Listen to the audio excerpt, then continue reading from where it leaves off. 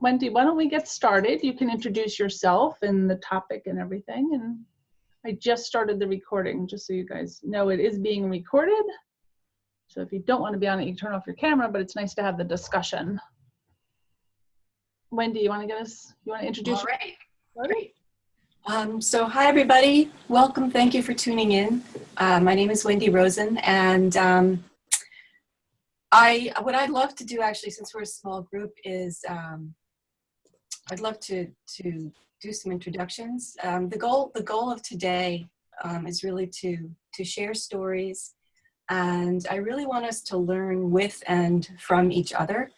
And I see this conversation today as a beginning.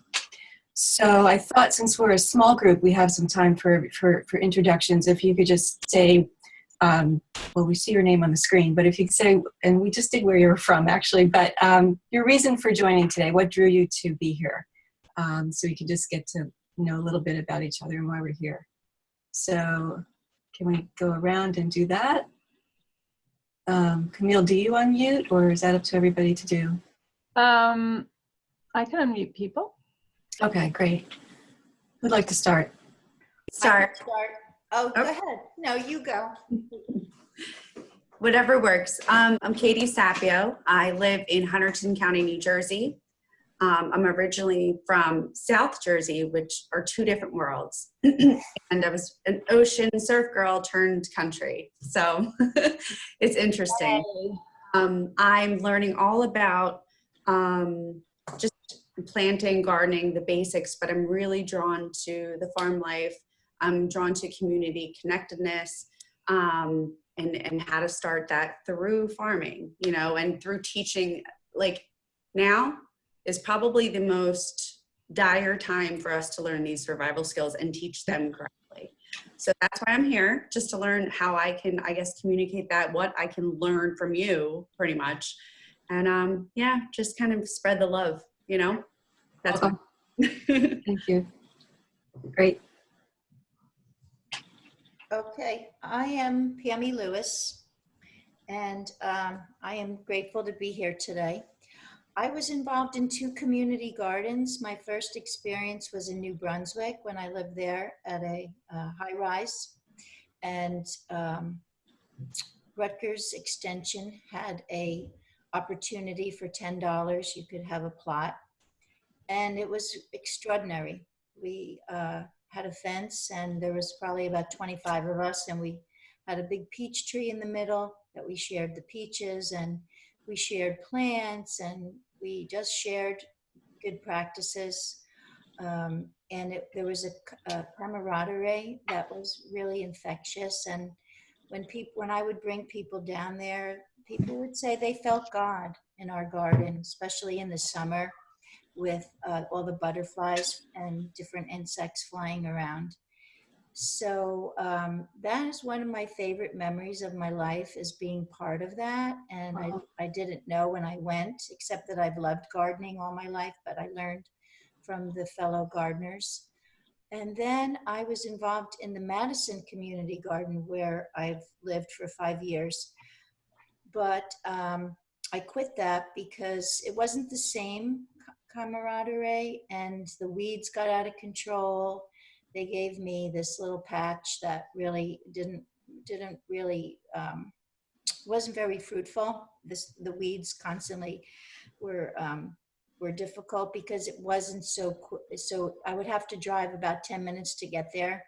So I think that is one of the pieces of success, is that you want it to be close to where you are, so you can water, plant, get together, and make sure that you are weeding and successful. So I also agree with Katie, right? Your name was Katie that just spoke. Is that you, Katie? Yeah, that's me. Yeah. I agree that these are extraordinary times, and they're survival skills. And I think that, you know, when you go to the market right now to get your fresh produce, you're taking a risk, you know? Yeah. And I used to touch produce, you know, oh, do I like this avocado, or do I like this celery, this apple? Now I say to myself, don't touch it. It's really not fair. I don't wear gloves to the supermarket. I don't want to be crazy, but I want to be respectful. And I do wear a mask now. I just started that this past week. And I think that anything can happen. I was just reading that the farm workers are really not that protected, and that most of the farming is done by undocumented migrant workers, you know, the big farms. We're lucky in New Jersey that we have a lot of farmers here and know your local organic farms. But what if we can't get it? What if we're not allowed out of our homes? You know, so This is all, right? yeah, this is all hitting us very much right now in a big way. So, and we're going to talk about that more. So, yeah, so I would like to set one up. I'm moving to Watchung now because I lost my job and I can't afford to live in my apartment. So I'm moving back to where I used to live in Watchung. And I would love to find a neighbor here because I lived here 11 and a half years. I was on the Environmental Commission when I was here, and set it up. So that's why I want to, you know, relearn through you, Wendy, and everybody. So I can be, I'm a teacher, elementary teacher by my studies. And I love organic farming, as Camille knows. Nice. So we're going to, that's great, Patty. Thanks. We're going to touch on a lot of that today. Thanks. You're welcome. Who's next? I can go next. Thanks. Go for it, Kat. I'm Kat. Kat from Wisconsin. Hi, nice to meet everyone. So, okay, so I'm on this call. I was contacted, you know, got a nice email from Camille, and you know, of course, in today's day and age, people are worried about their food safety, their security, the quality of their food, the source of their food. And I work for a global whole food nutrition company called Juice Plus, and one of their product lines is called the Tower Garden, which is a vertical aeroponic growing system for growing your own fruits and vegetables. Based in LA? We're actually based in Memphis, Tennessee. Oh, okay. Yeah, Memphis, Tennessee. And so we're a global company, and right now we market them in the United States and Canada. But, and so, you know, people are realizing that probably the best and easiest way to have your own food is to grow it in your own home. And so this is a system where people year-round can grow in their own home. But I also have a strong passion for working with kids and teachers in schools to educate them about you know, learning how to garden. So, and, you know, we find that when kids have a hand in learning to garden and produce food, we empower them to live healthier lives. So what I do is I forge partnerships with community sponsors to bring Tower Garden growing programs to local schools and community centers and other outreach centers centered around our youth. And I also partner with this amazing teacher in New York called Stephen Ritz. And if you don't know about him, you should check him out. He's got an organization called the Green Bronx Machine, and he's a friend of mine. And I partner with him because he's developed an amazing classroom curriculum through his organization. And this is a program that's tied to the academics using the Green Bronx Machine curriculum, and it's very project-based learning. And you know, they use technology-based lessons plan, which use food and plant life cycles to teach different subjects. And what's cool, it was created by administrators and educators. So I just kind of started this program called Nutrient Rich Kids. So I'm just trying to connect with people all over the world, basically, who have the same kind of passion and vision to, you know, affect kids, whether they're, you know, middle school, high school, to get them aware of the importance of growing their own food. Great. Thank you so much. This is exciting to hear everybody's backgrounds. So real quickly, because I want to have time for discussion after we go. So let's go quickly through who just joined us, and some who haven't gone yet, to introduce yourself. Terry, I'm calling on you. You're on mute. Who are you calling? Terry? There you go. You should be able to, there you are. Hi, I'm Terry Rothberg, and I got a nice email from Wendy and thought that that this just sounded interesting. I don't have much experience in gardening at all, but I just thought that I sure wish I had a garden right now instead of having to deal with the supermarket and that. Yeah, it's really driving that home for everybody. Yeah. So, So I great. just, Glad you're here. thank you. Dave?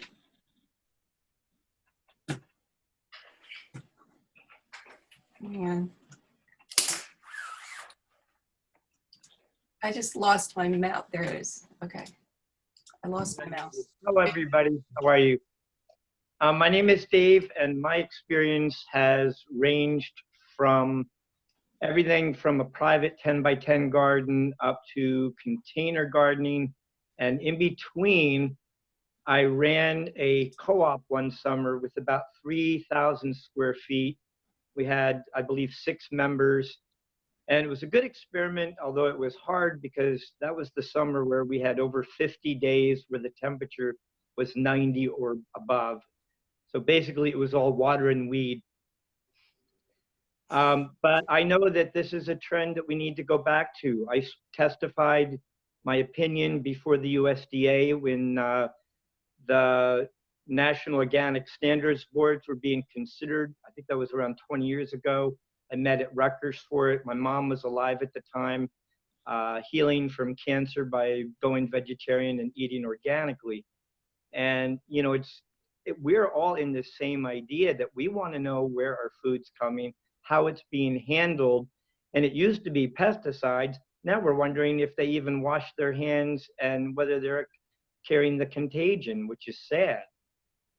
So I definitely see that we're all going to go back to the victory gardens, and we all want to know how we can connect with one another and what's going to make this work. Great. Thank you. Al? Hi. Come on, there you go. I'm trying to unmute you. It's not working. Camille, there we go. There we go. Hello. Hi, Wendy. How are you? Thanks for inviting us. I'm Nice here to with be my wife, here. Christine. Hello. And we're very new to this, and we want to, you know, give it a try and get things started. And like everybody said, their same sentiment is that, you know, we want to try and do things, grow it ourselves, and to eat healthier. And being, you know, a cancer survivor myself, you know, something that's very important to me and to my family as well. So, and with the trend of how things are going with possible food supply shortages and some things like that, and the craziness in supermarkets, you know, for shopping for things, I think this is a much better way to go. And we're very eager and willing and ready to learn. Great. I'm so glad you're here. Great. Great. So thank you so much, everybody, for sharing a little bit about your backgrounds. It's great to, you know, just have a little sense of each other before we begin. And I'm hearing so many overlapping sentiments stemming from, of course, where we are right now, which is driving this home we're kind of being pummeled with some harsh truths here. For those of us who have been interested in the you know, community garden movement and the importance of growing healthy food and all of that, and that has always, you know, been on our radar. It is becoming on everybody's radar now, because in this situation that we are in, people are very acutely learning quickly what's important and what matters in our lives, because we have been forced to slow down and stop and stay put. And of course, that makes us aware of how we live. And nothing drives that home more profoundly than the idea of sustenance and being able to nourish ourselves. And that this is one of our you know, most important basic needs that we, you know, I don't want to say take for granted, but that we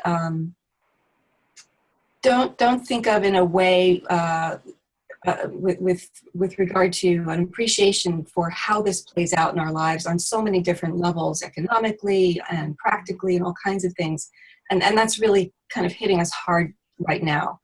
And so I'll share with you how I got here and where I wanted to go with this discussion, and why I thought today, thank you, Camille, also for making this happen, because we spoke about this a little over a week ago. And so it's wonderful to be able to come together so quickly in light of where we are. And I hope that we'll come away from this today feeling hopeful and empowered. So I, for many years, have had this dream to, I'm a teacher myself, and I have taught environmental education in many different frameworks for a long, long time, in addition to having been a classroom teacher for many years. And so in my work as an environmental educator, over time, I began to focus more on sustainable living and sustainable agriculture, because I was seeing the direction that we were heading in as a global community and as a species, really. And so I, over time, formulated this idea that I wanted to create, this was kind of a dream, an educational farm. And this farm would be a working farm with the focus on teaching people about sustainable living and how to grow your own food. And that means even if you're in an apartment, how you can still grow some of your own food and add to your bounty to live by. And so I had this vision to create this farm, and it would be, of course, in a beautiful, idyllic setting, and it would be a holistic enterprise where we would have a yoga studio, and there'd be, an arts area, and, a place to learn how to dry herbs and can food, and you get the idea. Very, very all-encompassing kind of place where people could come and really get back to basics and be able to have a space where we can focus on what really matters in the interest of bringing ourselves back to a state of balance, because we are so off balance, and we all know this, and we've grown over time so disconnected from that which really sustains us. We are natural beings, and we live in a natural environment that has become so denatured, and that's affecting us in so many ways that are beginning to sink in, fortunately. Not fortunately that they're happening, but fortunately we're starting to catch on, which is a good thing. And I can say that because I've done this work for about 30 years, and I've seen a trajectory. And people when I used to talk about things like recycling and using green cleaners and things like that, I can't tell you, people would look at me like I had two heads, and like I was from another planet, like, come on, and now this is not so crazy. So I've seen this evolution in terms of our collective thought process. So I had this idea to this dream to create this educational farm. And actually about a year ago, a place not too far from me came on the market, and it would have been an amazing site for this. And so I brainstormed with people, and we put our heads together and thought about how we could collectively kind of purchase a farm, and it would be a co-op maybe, I don't know. I don't have any DNA for business, so I was not the person to come up with how to do this, but I talked to people who might know. And it, long story short, we couldn't make it happen. But so then last summer I took I was finishing a master's degree, and I took a course called Sustainable Leadership, and I learned a ton from this course. It was a really wonderful course, and in this through my studies, I created a sort of a paradigm shift in terms of how we could do this, and it meant totally flipping this model on its head. And so instead of having a place where people would come to learn all this, which when I thought about it meant that, percentage-wise, how many people out of the population are really going to be able to take advantage of doing that? How many people would actually be able to come to a place like that and take advantage of that kind of offering?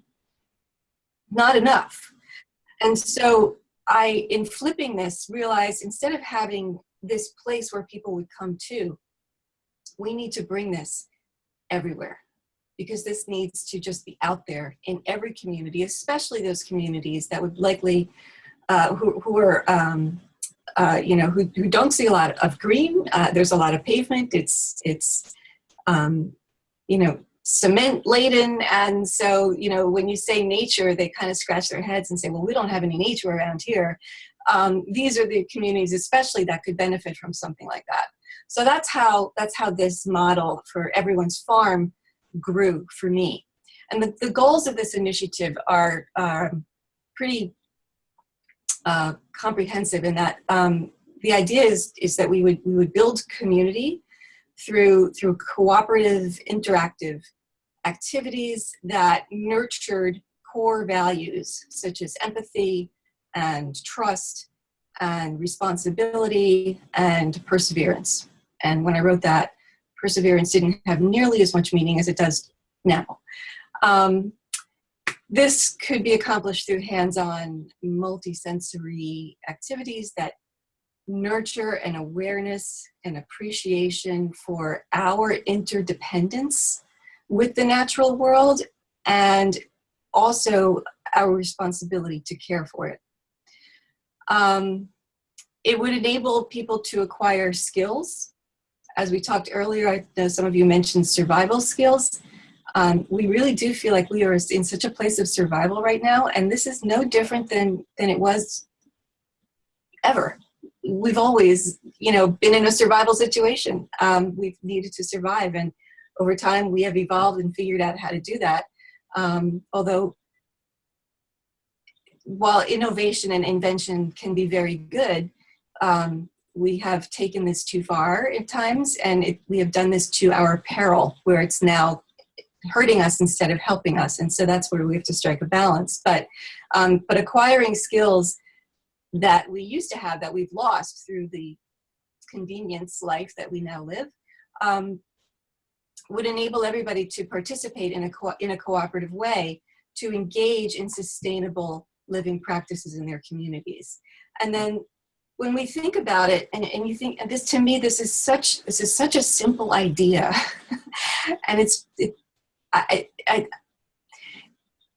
our need for food, basic.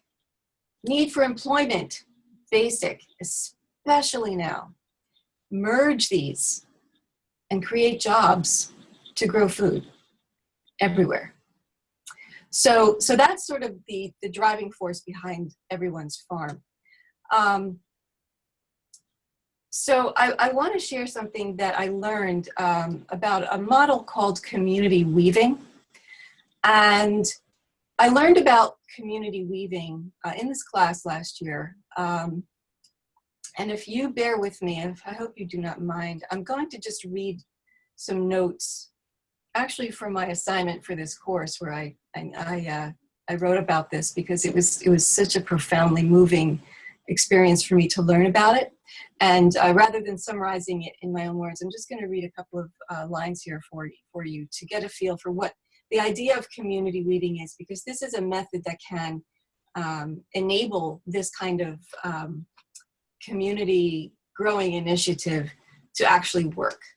So community weaving grew out of a desire, or the desire, to move from a place of just getting by to a place of truly thriving. And it grew out of the experiences of a single mother who recognized flaws in a system that was failing her and her children.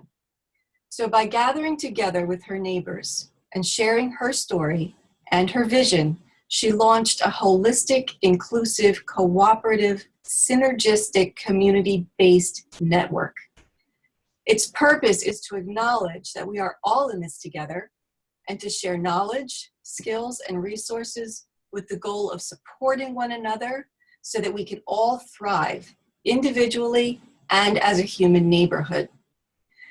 So the group formed as a result of parents and neighbors coming together to meet regularly to share their stories and to pool their resources while identifying needs that were affecting their lives. And this led to the participants acquiring new skills, learning about local resources that could provide support, and taking on projects that made improvements to their community. So the group grew to feel like a family, and each participant was a valued member who made their own unique contribution. Now that's what community weaving is in a nutshell. And we're going to go back to it a little bit later because I have a graphic to share with you, which will illustrate this even more. But this illustrates to me how powerful we are when we come together. And so I want to share in this vein a quick story with you. This is a very big book that I had to read for this class called The Change Handbook, and it's how to engage whole systems to create change. And there's a story in here that I read as part of this this class. And if you bear with me a little bit more, I just want to read this quickly to you because it is so powerful, and this is going to bring where we're going next in our conversation into focus. So here's an example of how community weaving can help, and when you marry this with gardening, community gardening, it could be a beautiful thing, as it was here. So a local hospital called a community weaver. Instead of child protective services, when a single mother abandoned her colicky baby in an emergency room because she was overwhelmed and at her wit's end. So before I go on, we know where that would normally go, right? Foster care, possibly jail for the mother. I mean, all kinds of really negative outcomes and consequences as a result of that scenario. This is where it went when community weaving came into play. So the example of how a web of support is interwoven in the scenario is illustrated in the story. The hospital connected the young mother to a community weaver who assessed the situation over the phone. The community weaver matched the young mother to a family advocate volunteer, part of this network, living nearby, who is a retired nurse, loves to garden, and is feeling lonely and depressed. The community weaver asks her to provide respite care to the single mother by babysitting. This gives the retiree a sense of joy and great satisfaction. While babysitting, she notices the empty lot next to the mother's home and discovers it is for sale. She taps the resource treasury of this community network to connect with someone who knows the ins and outs of community gardening, and they approach an agency that writes a grant to purchase the vacant lot and start a community garden. The nurse now is doing what she loves. The young mother brings her children over to help in the garden and visit with her friend, who they now call Auntie M. So this is a wonderful example of how community gardening can heal us on individual and collective levels. That's a true story that I just shared with you. So this is more about, or I should say, this is about more than just physical sustenance from food. It's also about social nourishment and sustenance. When we gather around a table, eating together is an intimate experience, and this forms and nourishes and sustains relationships. And these relationships are where empathy grows. And we need empathy more than ever. But how do we teach each other to care? That's a question that came to mind when I was, I used to direct a nature program at a sleepaway camp. And it was so frustrating for us because, my staff, because the kids were very careless about their environment. They would litter, and there was trash everywhere. There would be cups next to a water cooler or thermos, whatever, those giant, I'm blanking what they're called, you know what I mean, a big jug by the athletic field so everybody stayed hydrated, and they'd have these cups there for everybody, and right next to it would be a trash can.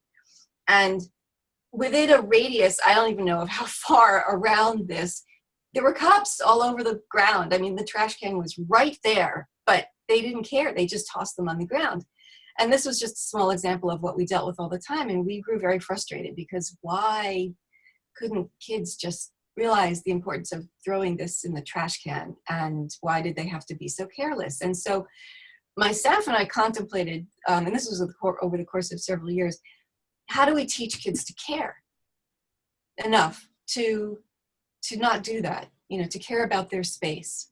And so, long story short, what I learned through this experience over the course of my tenure there is that in order to nurture empathy, I noticed a pattern, and the pattern begins with awareness building. And when we, and through our teaching and activities and all kinds of things that we did, when we fostered awareness about the natural world, about our environment, about why it's important to us and why we should treat it kindly and how it sustains us and we need to sustain it and this interdependent relationship and all of that. What happened was it started to nurture an emotional reaction and subsequently an emotional connection. And that led to empathy.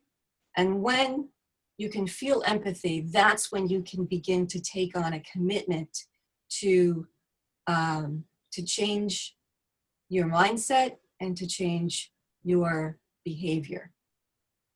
And nothing is driving this truth home more than what we are experiencing right now. So there has been in the news lately, I think, Dave, you mentioned victory gardens, right? Did anybody see the article in the New York Times last week about victory gardens are coming back? So if you remember, the victory gardens were from World War II? Yeah, thank you.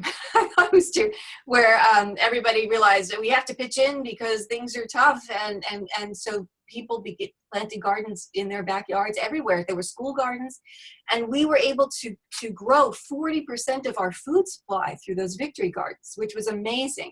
And so this occurred to me, you know, as this started to unfold, and I'm like, oh my gosh, this is like World War II, and we need victory gardens. And so sure enough, there's this article in the New York Times, people are realizing same thing. We need this again, the same idea. There was also another article in the Times about seed panic buying.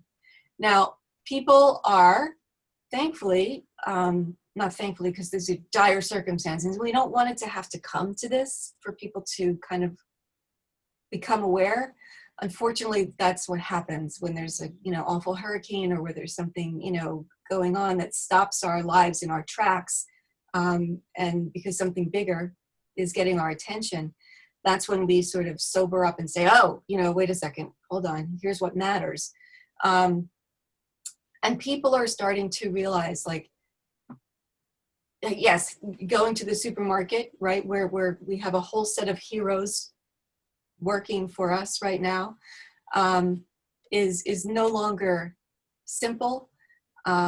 It's, as you said, it's risky. And so we are thinking of, and so it's making us realize what like life comes down to right now. And so people are starting to catch on, and they're wanting to grow their own food. They're wanting to be able to be self-reliant and to sustain themselves. And so there was an article about panic buying of seeds and also chickens, people wanting their own chickens so they can have fresh eggs. And so there's an article, in this article it talked about seed companies right now are overwhelmed. And I experienced this personally because I did order a bunch of seeds last week because I want to, add to what I already do.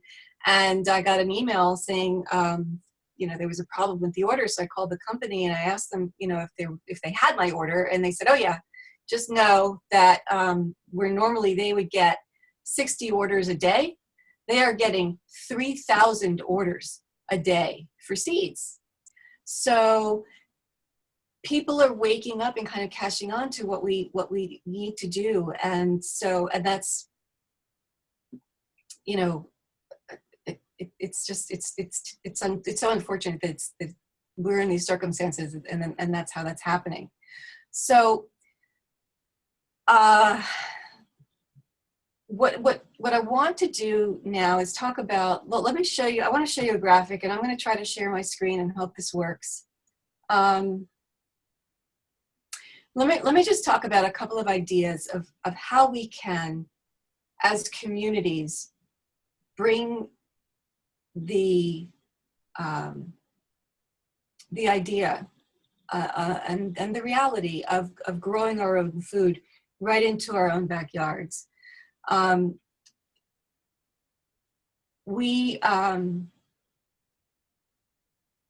know, I'm going to switch it up, and I'm going to go back to this. I'm going to come back to this. I want to show you this chart so you can understand the idea of how a community can function together with this goal in mind. So I'm going to pull this up and share my screen with the hope that you can see it.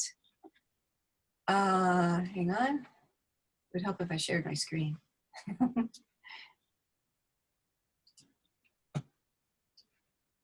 Can you see that?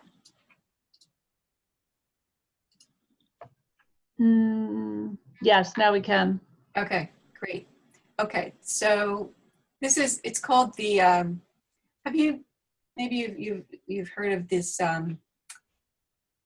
there's an activity called the Web of Life, which was one of my favorite activities to teach in school, where we would sit in a circle with a ball of yarn, and every student would get a, I did this with my campers too, an index card with a name of something from the living world in it, whether it was an animal or it was a plant, or it was also the elements like light, the sun, soil, water.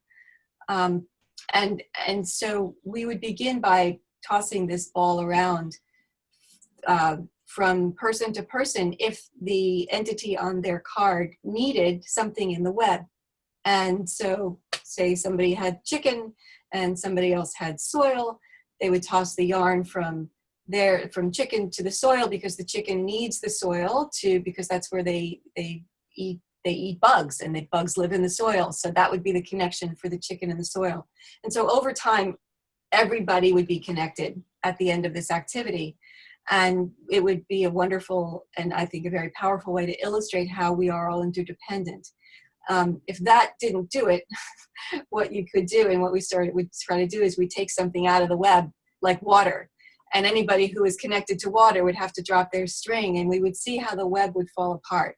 So this is based on that Web of Life activity, where you can see here, it's the community weaving Web of Life. You have all the different aspects of a community here, and they it's just a visual of how they intersect. A community coordinator at the center is a helpful and necessary role in this model, because you do want somebody who is familiar with how this works, so they can field the different needs in ways that they need to be fielded, so the model works. Does anybody have any questions about this before I go back? I'm trying to see every screen at once and I can't. Okay.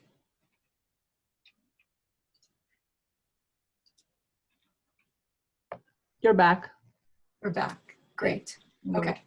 So some of the things that can be implemented in and this is so basic in that it really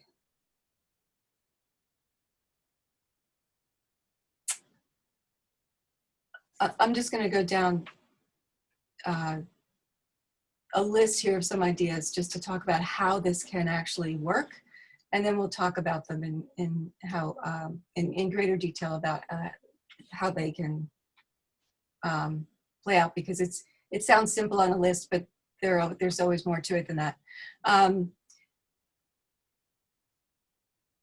if you don't have land, if you live in an apartment, or if you have a small plot of land and not a lot of room for growing, you can grow a lot of things in containers. I don't know if people have this in their communities, but where I live, we have these little book libraries on people's lawns. They're like little mailboxes that people have, and they put whatever books they want, whether books they've read. They're not, they don't necessarily want to, keep, or they just want to share, whatever. And so in these little book gardens on people's lawns, they have whatever books are available, and you can go and just take a book and borrow it and read it and share and swap through different people's little yard book libraries. We could do the same thing with seeds. We could have little seed libraries in our yards where we would create, I don't know, some sort of structure in which to house them, and you could just have whatever there for the taking and people can share them. I started to save seeds from everything that we have so far left in our fresh produce inventory in our house, and so I'm literally saving onion tops, and I'm going to stick them in the ground just to grow the greens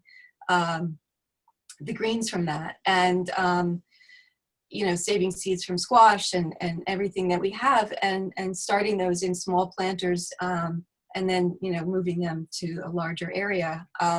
My lot where I live is actually, Patty, I'm right across the river from where I'm in Highland Park, and you were in New Brunswick, and so it's a semi-urban-ish area. The lots are kind of small. It's a little Brooklyn-esque, and so we don't have a lot of land, but enough that you could get creative with it. And I do have a little 10 by 10 space where we grow things in raised beds. But I'm also doing a lot of container gardening right now, where I'm just growing things in pots. So you can have these seed libraries. There could be workshops and speakers and demonstration on garden design, both indoors and outdoors, how to plant and how to transplant, all the ins and outs of what gardening really is. And for people who have skills, they can share these skills with those who are new to it. Summer, fall, and even, yes, winter gardens. There's an old window in my basement that I want to convert into a little mini greenhouse so that we can extend our growing season into the cold weather and grow those kinds of plants that grow well in cold, like broccoli and things like that, where we can put that old window, which is sitting there doing nothing, to use. Seed saving, compost, and something called permaculture, which I'm not sure if you've heard of permaculture, but permaculture is a wonderful kind of growing philosophy, really, which uses nature as its model. So in other words, it looks to natural systems that occur in our world, to use them to their benefit, to the most benefit that we can, and to learn from them and how to use them. So for example, one of my favorite gardening models from that is a permaculture design is called an herb spiral. And if you can imagine, I have a picture of this somewhere, but I'm afraid it's going to take me too long to pull it up for you to see it. I'm going to try to describe it. So if you can imagine, a round garden about 1 meter in diameter and about 1 meter high, just a mound of soil, and then stones or bricks that create a spiral pathway from the bottom of the garden to the top. And in that pathway, you can grow many, many plants. We have done one, I built one with my campers, where in a little garden that size, it's only, like 1 meter. Again, we grew 24 herb plants all along the spiral. And so the spiral itself enables you to use a very small area of space in the most efficient way to grow more plants than you would normally think you could. But the wonderful thing that I love the most about an herb spiral is the use of gravity. So this employs this naturally occurring thing, right? Gravity, part of our life, fact of life. And so how we employ gravity in this permaculture design is the plants that need the least amount of water, because all these different herbs have different water needs. The plants that need the least amount of water are planted towards the top of the mound, and the plants that need the most are planted towards the bottom. So as you water it, the water gives everybody what they need. The plants towards the top tier are getting just enough, but the water that's draining is going to give more water to those at the bottom that need more water. So it's just employing gravity in such a smart way. So to use water efficiently, it uses space efficiently, and these are all really simple designs. And so so permaculture is a beautiful thing, and so something, you know, again, that I think would be wonderful to bring into the mix. We could do seasonal community garden tours where you'd have at the beginning of the growing season, where in Highland Park every year we have an arts festival in the fall. And what's beautiful about this day is that artists in our community also open their studios. So it's it's open studio day too, where you get a map and artists open their homes, and you can go into their studios and visit them doing their work.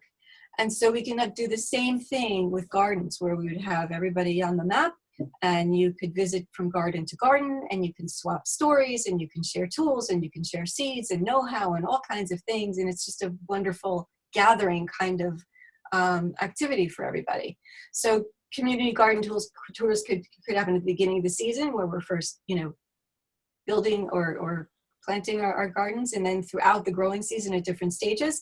And that can culminate in a community harvest festival, which would be beautiful. Up in Cooperstown, New York, they do this, where they have at the end of the growing season in the fall, they close down Main Street, and they have tables lining it from end to end. And everybody just brings their bounty, and they have a community dinner to celebrate them. Growing food, the community, people, gardening, you know, it's just a beautiful thing. So all of these things can occur. And you can have field trips. You can have community field trips to off-site farms to learn from them as well. So this is just a sampler of things that can happen in community when you come together around this. I was going to ask you at the beginning, Camille, if you could send around a contact list for everybody who's here, because I'd like to share some links that I think everybody would find interesting. I don't know if anybody has heard of Todd Morden. Todd Morden, I thought it, when I first learned about it, I thought it was a person. It was Todd, last name Morden. It's not a person, it's a place in England. It's the name of a town. It's called Todd Morden, T-O-D-M-O-R-D-E-N. So nobody named Todd. Todd Morden did this. It's just incredible. These people came together and they're like, you know, we want to grow food. We all need food, and this is silly. There's all this land and it's just sitting there. We should be using it in a way that we can nourish ourselves and sustain ourselves.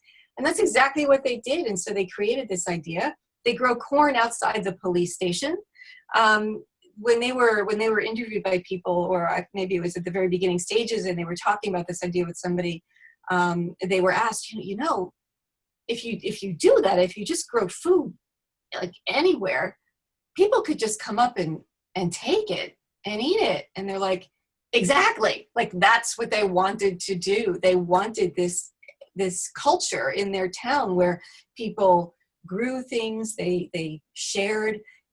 It fostered a sense of kindness, and it brought their community together. And there's a lot out there on Todd Morden, but I will include a link. I'll send this follow-up email out after today, and I'll include a link to you, but you can Google it on your own and learn about what they're doing. And then there was something back in, I'm trying to remember when this was, but back in, I don't know, 40 years ago, I can't remember the timeline. Back in Germany, they had a similar idea where they would take little plots of land and they would convert people's garages into little sheds. And all of the surrounding area was converted into a garden. And they did this in so many places that eventually it just became one big garden. I mean, their gardens just touched each other's. And that led to having community gathering spaces. And it was like this patchwork of people coming together through growing gardens. And it not only provided them with food, but it fostered community. So this isn't a new idea. And it's just something that we've lost, unfortunately. And right now it's really hitting us very hard how much we have lost, unfortunately, and how much we need to get that back. And of course, we're in a crisis situation now, so everybody's scrambling, and it feels like an emergency, and truly it is. But you know, despite that, this is well, I just feel that, you know, now more than ever, this idea, I think, will resonate with maybe way more people than it might have a few months ago. So I'm going to stop there, because I think I've kind of given you the overview of this vision and some of the nuts and bolts that I think can support it. And again, that's through the community weaving model. I hope this kind of is connecting for you in terms of all the different pieces that I put out there. It's a lot, and I'm conscious of the time. I want to allow time for discussion, but I wanted to give you enough to go on. And hopefully this is all kind of coming together in your minds. So with that, Camille, should we open it up for discussion and questions and let Sure, this I can unmute. unfold? I can unmute everybody. People can Great. ask questions. My question is, I have not had a garden in years, and I've moved houses, so now I have to get soil. And I actually, while you were talking, I went on Amazon to see if you could even get seeds, and you can't. So Right. I either ask people for seeds or find seeds, because Amazon. You're unmuted. Right. Yeah. Yeah. So it might actually be hard to find seeds. Camille, Yes. we just got seeds today. We ordered them Monday. It's called, I found it because I follow some people on YouTube Okay. that are into permaculture, and it's called Turning Leaf. And if you want, I don't know if you you know, the emails will be populated, but I can send a link out to that. They're about 7 to 10 days behind from what they said, a lot on bulk, but we got just small paper packets To start. just to start. But I mean, there's like That's what 30 to 50, like Yeah. 30 to 50 seeds in each packet. So Hold on, I need my cord that's before we lose the thing. So maybe if I can pull it up, well, if I could pull a link up, I show it on. I used to have a very large garden, Oh. and it used to be completely organic and everything. But I've moved houses, and now I have a groundhog that I'm pretty sure will eat everything, because it's inside my fenced backyard. Oh. Oh. Now I have to fence inside my fence. And I'm thinking of doing like all of my herbs in a container, because I don't know how to get rid of the groundhog unless I just start fencing like double fencing everything, but it could get Yeah, you could do raised beds and fence around them. on top of the raised bed. You'd have to fence around each plot, each raised bed. Oh, right, I see what you're saying, right. Yeah. Yeah, the funny thing is, when I moved here, I took out all of the raised beds. But, so I'm just hoping that there's enough seeds for everybody.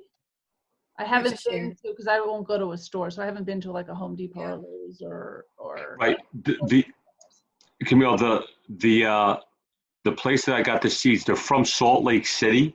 Okay. It's called trueleafmarket.com. Oh, I ordered from them too.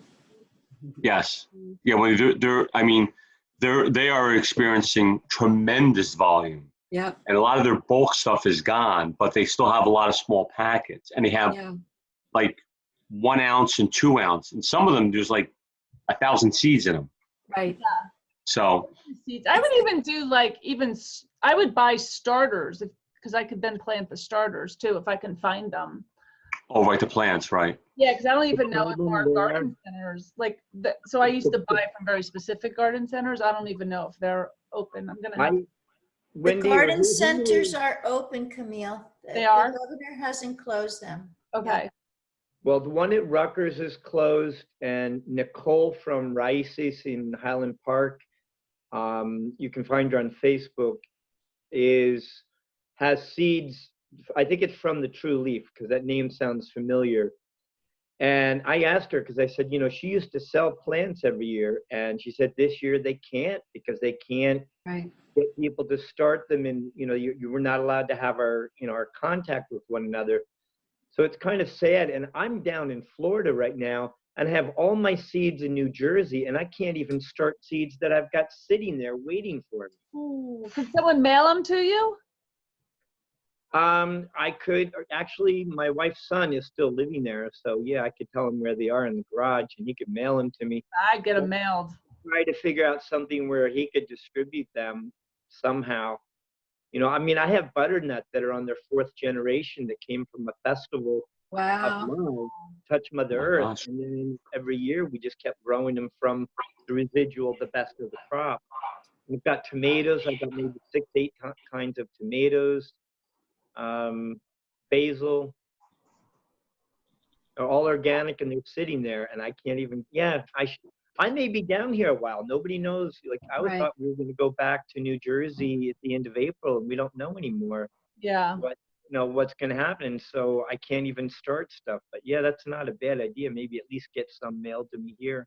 Yeah. So for those of you that are in New Jersey, I used to never put anything in the ground before Memorial Day. Do you think it's safe to put things in the ground now? Because we're through the frost-free date is April 17th, but it changes, and we've had a very mild winter, so the ground hasn't really frozen like it does some years. But what you can do is start them early, and even if only half of them grow, that you're still ahead of the game by 2 weeks. And you can put things like newspaper over them, you can put cardboard over them, you can put straw, mulch, leaves, anything that gives them some protection. And even if you have to cover them at night, if there's a risk of a frost, and then uncover them during the day. And the other thing is you can start, if you have the containers and you have either soil in a bag or compost, you can start them inside 2 weeks easily before the frost-free date, and they'll stay in their containers and then transplant them. Okay, that's helpful. So, Thank you. Like a little green, you could do it in the wintertime too. It's like a little greenhouse.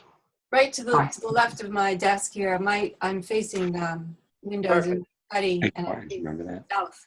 So all along my bookshelf, I cleared everything off and cleaned my windowsill. I'm starting seeds, and so this is the beginning.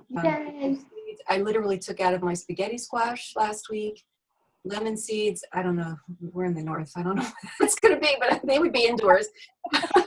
And then some other squash seeds and some Rutgers tomatoes.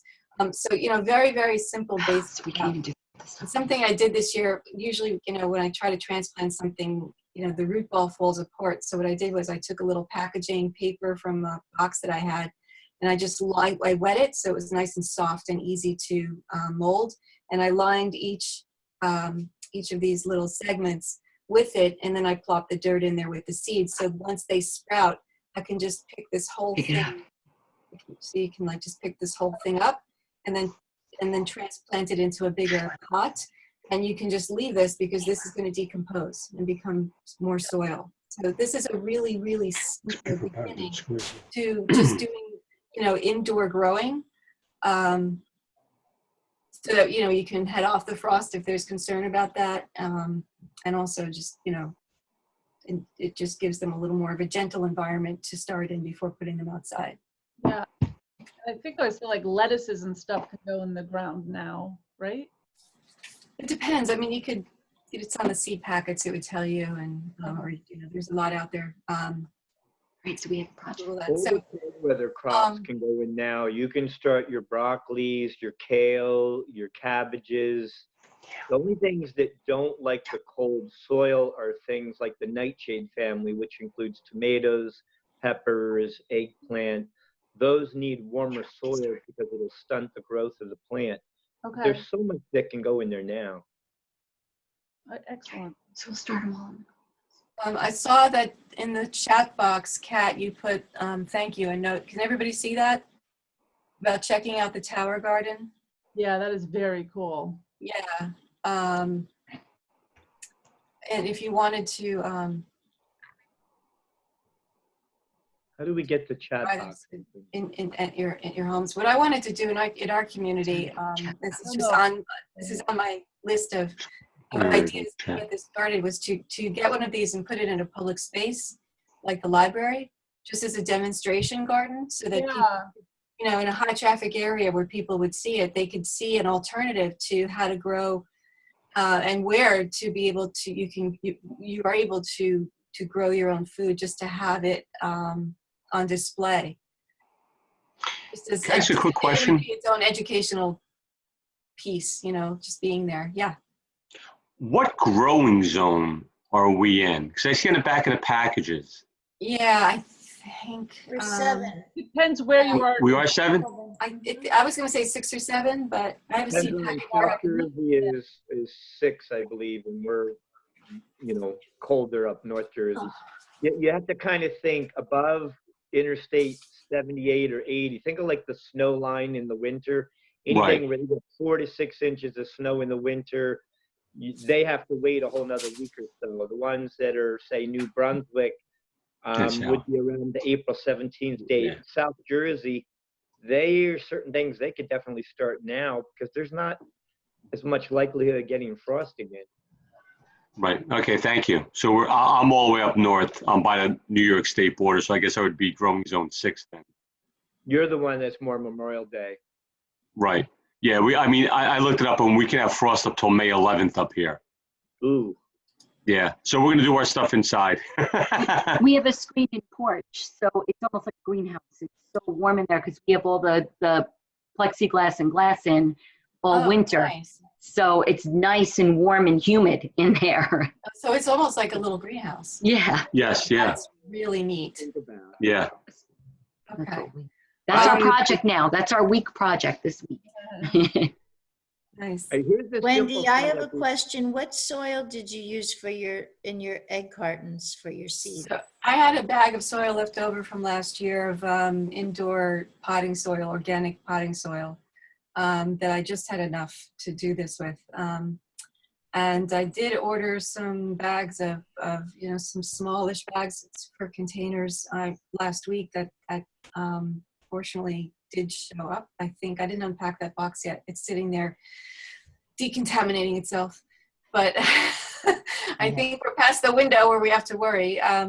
And so, but it's a big, heavy box. I'm sure that's what's in there. So, and that's fine to start it with. Yeah. It takes 24 hours for a cardboard box to decontaminate. Yeah, that's what I heard. Yeah, that's what they're saying. But you can spray it too, you know. There's a homemade sanitizer that I made that I was told about where you take vodka and it has to be over 70 proof alcohol. So I use Tito's. I love Tito's, made in Texas. And you use 50% water, 50% Tito's. And then I put a little Thieves essential oil from Young Living, a couple of drops. But I was told to use rosemary, but I have the Thieves and that has rosemary, eucalyptus, lemon. It smells great. And you can just put it on paper towels and take it with you whenever you go shopping and just, do your hands, do your card at the store. And so I sprayed the box today that came. I left it out in the sun. And so we opened it. So you could try that. It's a nice homemade thing. And it doesn't have triclosan in it, which is a pesticide, which, some of these sanitizers, they're really toxic. Yeah, I know. We're all caught right now in this place of wanting to really make sure we're sanitizing and then also being aware of the toxicity of it. It's a very tricky balance because we're so... vodka isn't toxic. Only in moderation. Something about the vodka. I only drink wine now, organic wine, but I gave that vodka up. But I was thrilled to hear that we could use it for sanitizing. And you need to be careful. The CDC is telling us 70%, which is not proof. So the only alcohol that actually can be used would have to be Everclear or any of the 190 proof, which is 95% alcohol. and then you can dilute it down to 70. But anything below 70 does not have the same sanitation as you would isopropyl alcohol, for example. So So you're be saying careful that with Tito's at 80%? You that don't means think it's so? only 40% alcohol, and now you're adding water, which is cutting it down to lower than normal rubbing alcohol, which is 50%. There's 50, 71, and 91, or 70 and 91. Everclear is really the only thing that is advised as a substitute. Now, real quick, for you guys who do want to start gardening real quick, this is something simple I've done. I was able to start 1,000 seeds. So if you have the room, and you can modify this by size, I used a 4x8 sheet of plywood. Most of us don't have a sheet of plywood ready. So any table, even a card table, if you have any shop lights at all, fluorescent lights, what I did is I put bricks in the 4 corners. I stood them up, I put a couple 2x4s across them, and I put all my troughs on top. So at the very top, I had my lights, then I had my supports, and then the table down below. And just turn the lights on, put any containers, whether it be the eggplants. If you happen to have spinach that came in a plastic container, you can use that. Remember that the first 2 weeks of life, you want to kind of simulate spring. So they can be soaked in water. They can be waterlogged for a whole week and not have to worry about it. It's only drainage after a while. And at that point, you can poke holes in the bottom of a container, bring it outside at night, bring it back in. And you can have the fluorescent lights on for 24 hours a day if you need right now. There's nothing going on above until it pokes out of the ground. You can even put a heating pad underneath. Just don't put it in a high setting where it would overly heat the seeds. You can start seeds in paper towel and just moisten it and put it in a plastic bag. Put it on top of the refrigerator, on top of your TV, anywhere where it's getting extra warmth. It'll sprout in 2 or 3 days, and then you can go ahead and move it into soil. You can get things started indoors before you have the frost with you. Great. These are all really, Thank you. Thank you very much. there's what I'd love to do after this gathering, Camille, is to create maybe there's a way to, in addition to having our contact information, a way to share information, because everybody has different levels of, various experience with this and all kinds of tips and know-how and all of that, and just be great to pull it all together so that we can share it, just bring it all together. So I don't know if there's a way to do that through some platform after we, break today. But it would be great to continue. What I would love to see is for us I know we're coming up on the 6:15 mark. I'd love for us to be able to continue the dialogue and for this to just be a kind of a launching pad for all of us to be able to continue down this path in the ways that we hope to, and with the skills and knowledge and the know-how to do that. Part of this all is, that the model, the chart that I showed you earlier, the community weaving web of life, in my mind, I really believe in my heart of hearts that this is what I feel like life and living must become. It must become about this if we want to thrive and not just survive. And although I use survive kind of more seriously now than I'd like to, because of what's going on, but I really feel that it on so many different levels is a way to connect us and support us. And I think, again, the circumstances that we're in right now is driving this idea home that, we are so very much on our own in our own places right now. And yes, we have this amazing technology that allows us to come together, and that's a great way to communicate, no question. We also have to function, and so we can't feed ourselves through Zoom. We can't. So and that's again happening very, very locally for all of us. So in just, in wrapping up and thinking about how this can help us going forward, I think in general, this idea has a lot of merit in how it can help so many people of our population who are isolated even without a crisis, who are really, really struggling, and despite whatever systemic mechanisms are in place to supposedly help us live, those unfortunately are falling short for all kinds of reasons. And now more than ever, it's really going to come down to taking care of each other right where we are in our places. Sheltering in place is certainly, having that understanding, for what it is in terms of we are sheltering under our own roofs. But if we expand the idea of shelter to include sustenance, sheltering in place is also going to mean taking care of each other where we are. And so I can send you, if you want to look at any of these notes or ideas or anything that I shared today, the chart or whatever, I'm happy to share it with you so that you can get it more. I didn't leave the chart up for too long, so I didn't want to take away from our discussion time. But I could look at that all day, and just because of the different connections and the potential that exists in that idea, to weave ourselves together as a community right now. And so if you wanted to look at that more too, I'm happy to share it.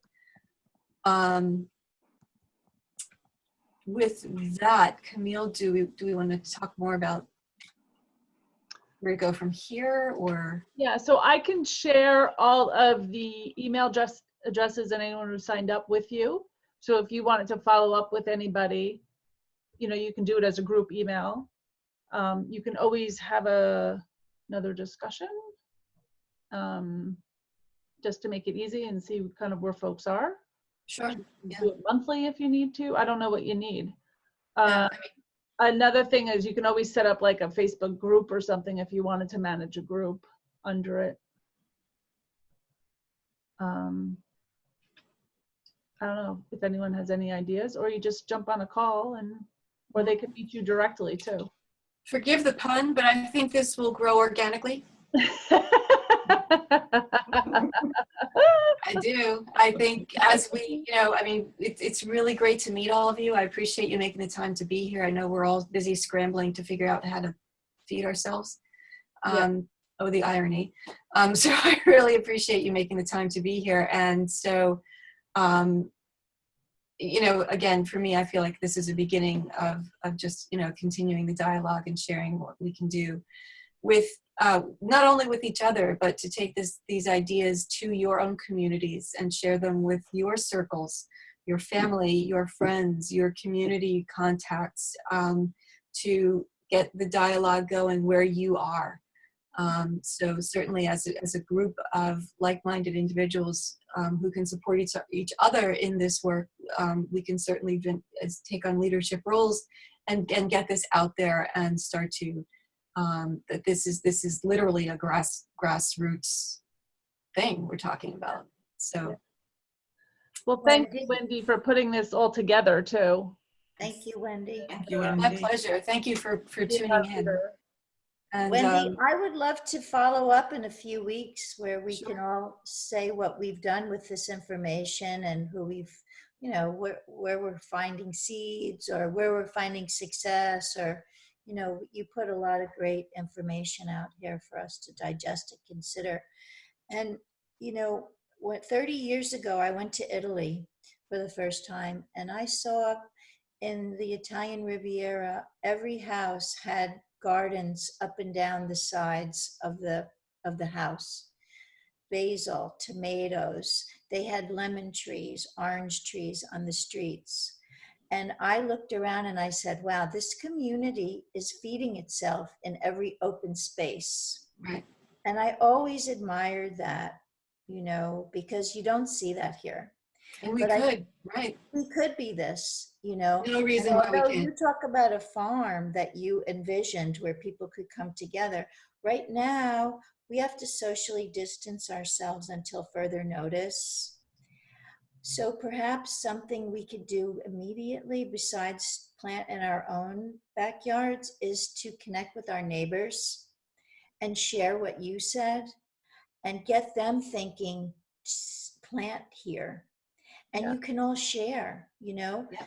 Somebody could do the composting at their house, you know, somebody could be doing the corn or the tomatoes or an herb garden, whatever they want. And then you're sharing, because just The because you idea. plant a garden doesn't mean you're successful. And we've all had that happen. with No, you're not. I insects mean, that we all, come in. no matter how much experience and know-how you have, there are, look, the elements are beyond our control, you know, and there are just so many different things that can challenge that. So, and that's okay, you know, that's okay. Yeah. That's the way it goes. And to, you know, to persevere through that is key.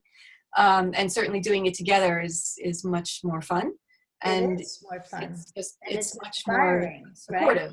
Yeah, Inspiring absolutely. that way. Absolutely. So that's a really good point. I really appreciate you that you shared that. And I would love to organize some sort of actual follow-up. I also think that that's a great idea as well, just to check in with each other. Yeah, I did that's great. covered a lot of territory in a fairly short amount of time, so I hope I didn't overwhelm you. But No, I don't think so. you know, we can take any one of these ideas and spend an hour talking about it. I mean, they're very they're rich in content and possibility.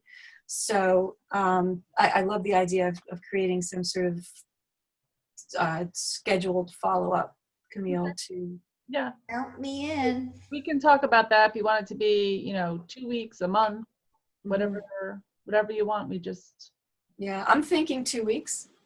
okay. Just so too much time doesn't go by, because that then sort of momentum sometimes drops off, and again, we're all a little overwhelmed with the circumstances. So I think 2 weeks would be a great opportunity to just touch base again. So we can say, for those of you on the 16th at same 5 o'clock. Yep. Okay. What day is that? Is it, Thursday. Thursday?